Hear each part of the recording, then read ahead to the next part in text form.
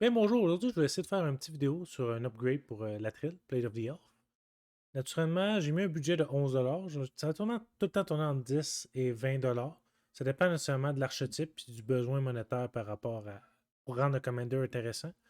Je ne vais pas parler des cartes à retirer parce que je trouve personnellement c'est à l'avis du joueur de savoir quelles cartes retirer. Je vais plutôt parler des cartes qui sont intéressantes à bas prix pour un certain budget qui va être pour le joueur. Je vais essayer de me tenir à pas trop de cartes parce qu'on s'entend qu'à un moment donné, il y a juste trop ça qui sort. Mais je vais quand même donner de quoi que d'allure, qui essaie d'être un prix relativement très compétitif. Donc, la Trill Brave the Elf, il y a plusieurs façons de la monter. Naturellement, il faut comprendre qu'il y a des dégâts pour la protéger. Pour réussir à piger des cartes dans tout ça, parce qu'il faut t'en chier les elfes, faut que tu augmentes ton power, puis tu as des tap effects. Fait qu'il y a plusieurs façons de la builder, honnêtement. Mais moi, je trouve personnellement, juste à builder en masse de tokens, c'est suffisant. C'est sûr et certain que les doubling season de ce monde coûtent un petit peu trop cher pour être dans un tech budget. Fait qu'on va essayer de trouver d'autres alternatives pour augmenter le nombre de tokens. Il y a fort plusieurs petits auras pour pouvoir augmenter la puissance de l'Atril. On voit que l'Atril, elle a présentement menace. Fait qu'un peu comme mon Abomination of the Noir, il y a deux auras qui fonctionnent relativement très bien avec elle. Alpha Authority, donc qui va rendre nécessairement un X-Proof et imbloquable, ça se prend bien. Et Canopy Cover qui rend X-Proof et à la fois pseudo-imbloquable, on va dire. C'est juste Flying puis Reach, mais ça se prend très bien, honnêtement. Avec ça, une petite carte que mes amis m'ont parlé qui est très intéressante, Fallen Ideal, ça te permet de, une fois que tu as déjà un autre aura, une façon de régénérer ton commander, parce que tu n'essaies pas d'avoir vraiment ça.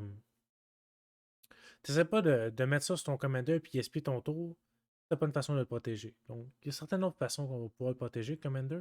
Et où si ton commander a juste explose, ça se prend relativement bien. Donc, tu vas plus augmenter encore plus l'utilité de tes tokens elf. De toute façon, on passait à Quest of the Renewal Quest for Renewal, excusez-moi. Il y a plusieurs façons, comme Seedborn Muse Effect, de détaper toutes tes créatures à chaque upkeep. Il y en a meilleurs que d'autres, mais malheureusement, le prix est facteur. Elle, la moins chère présentement, c'est Quest for Renewal. Je trouve que c'est excellent comme carte pour ce type de deck-là, parce qu'on a beaucoup de tap effect pour de la mana, etc. Donc ça se prend relativement bien. Fait que c'est un bon carton, puis en général, c'est jamais perdu, ça va être réutilisable dans plusieurs decks éventuellement. Ça, on va aller Symbiotic Deployment. Cette carte est particulière et 25 cents. Donc tu skippes ton draw step, puis quand tu tapes deux créatures, puis tu payes un, tu payes une carte. Ça se synergise extrêmement bien avec les elfes. C'est incroyable comment ça se synergise. Par contre, je ne sais pas si je veux vraiment jouer ça avant que j'ai une façon de péter mon propre symbiotique au cas où j'ai un rat effect. Parce qu'une fois que tu te fais faire un rat, t'es stock. Tu n'as plus aucune façon de piger les cartes à moins de chier ton commander. Donc, il y a une certaine animosité entre symbiotique deployment puis être efficace. La seule raison, c'est de skip son draw step. Donc, je jouerais sans aucun problème cette carte-là. Il faut juste faire très attention d'avoir une façon de se protéger et ou de détruire cette carte-là si le besoin est nécessaire. Pour ça, il y a des Mobilize et Vitalize qui sont deux cartes qui sont excellentes à un mana qui détape toutes les créatures. Il y en a une à 9 piastres, puis il y en a une à 40 cents. Donc, je vais proposer elle à 40 cents. C'est un peu une carte combo, on s'entend, mais elle fonctionne très bien, hein, cette Commander-là. De toute façon, on parlait des mana dork. J'ai été surpris du nombre de 1 mana elf qu'il y a dans le deck. Il n'y en a quasiment aucun. Puis, il faut toucher de la mana quand tu as un deck d'elfes, on s'entend. J'ai pas mis toutes les elfes. J'ai mis pas mal juste mis les elfes qui coûtent pas trop cher à jouer, côté monétaire. Donc, on a une certaine quantité d'elfes qui est très intéressant pour notre deck. Puis, on a des affaires comme Birchlord Ranger qui est extrêmement pas cher pour son effet, qui est extrêmement puissant, on s'entend. Donc, le deck va vraiment bien prendre les One Mana Dark. Si vous en avez plus, allez-y. On, on peut dire que facilement 14 dans un deck, c'est suffisant comme One Mana Drop parce que tu essaies de ramper dans ce deck-là. C'est sûr, certain. Puis, c'est jamais perdu d'avoir des elfes avec ton Commander que tu as présentement.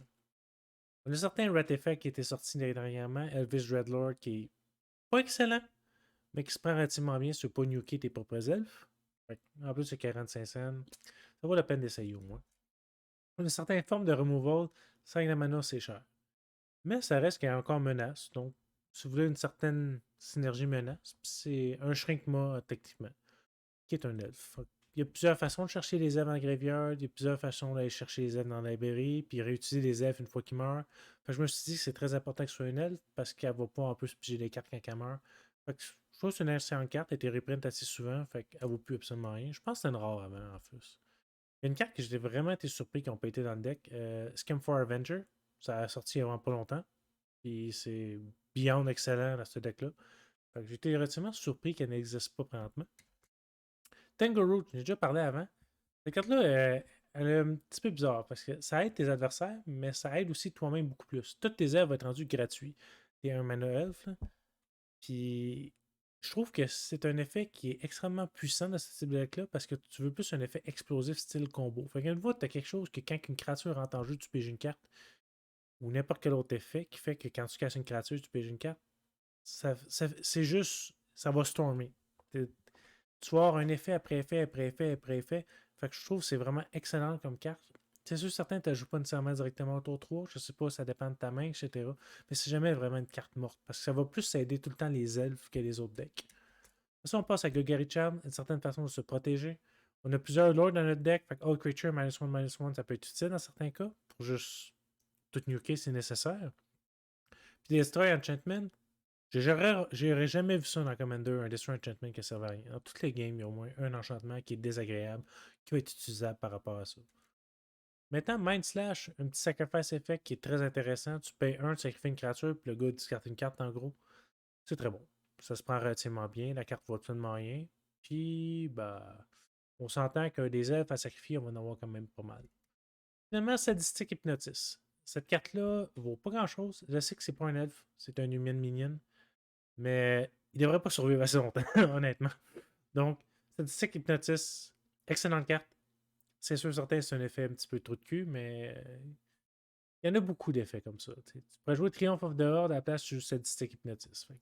Nécessairement, ton commander va pouvoir finir la game relativement facilement. Fait que c'est pas vraiment trop désagréable. Finalement, j'ai une petite catégorie de cartes qui était trop chère. C'est sûr, certain que remplacer quelques-unes dans le deck, aucun problème. Je ne voulais pas non plus mettre trop de cartes. Il y a beaucoup d'autres cartes qui fonctionnent très bien en deck. Mais si vous avez un petit budget supplémentaire, Ezuri, c'est sûr certain. C'est une carte incroyablement puissante dans un deck d'elfe. Puis Héritage Druide, c'est peut-être qu'elle est à 8$, mais elle a déjà été 26-27$, cette carte-là. Il y a une bonne raison, elle est incroyablement puissante. Fait que j'espère que ce deck tech pour augmentation à 11$ a été utile pour vous. Sur ce, je vous souhaite une agréable journée. Au revoir.